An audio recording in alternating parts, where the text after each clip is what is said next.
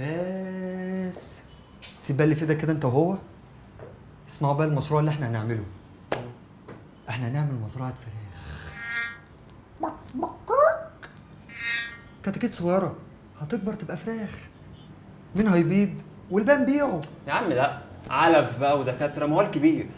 احنا نفتح شركه شحن، مقر صغير وكل واحد بالموتوسيكل بتاعه، وهنمسك احلى فلوس. يا ابني ابن خالتي عملها وقفل بعد شهرين. عشان انت وابن خالتك اساسا مالكوش في البيزنس. يعني انت اللي ليك فيها اساسا. طب بص هفهمك. احنا هنفتح المشروع ده في المخزن بتاع ابويا. عربيه قهوه، عربيه كبده، عربيه حمص شام، وكام كرسي على جاهزين بلاي ستيشن، وتعالى قابلني يوم الخميس وشوف الزحمه.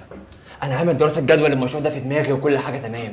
يا شباب، بدل القعده الحلوه اللي ما فيهاش اي دراسه لاي حاجه دي، ما تيجوا نقعد قعده بيزنس بس بجد.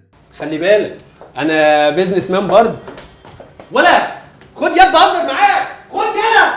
في قعده بيزنس هتعرف كل حاجه عن البيزنس، وهتتناقش مع ناس متخصصه اللي هتعرفك ازاي تفكر، وايه اول واهم الخطوات اللي لازم تتعلمها، والصعوبات اللي هتواجهها، وازاي تقدر تتغلب عليها، وتعمل دراسه صحيحه للسوق وللبيزنس بتاعك.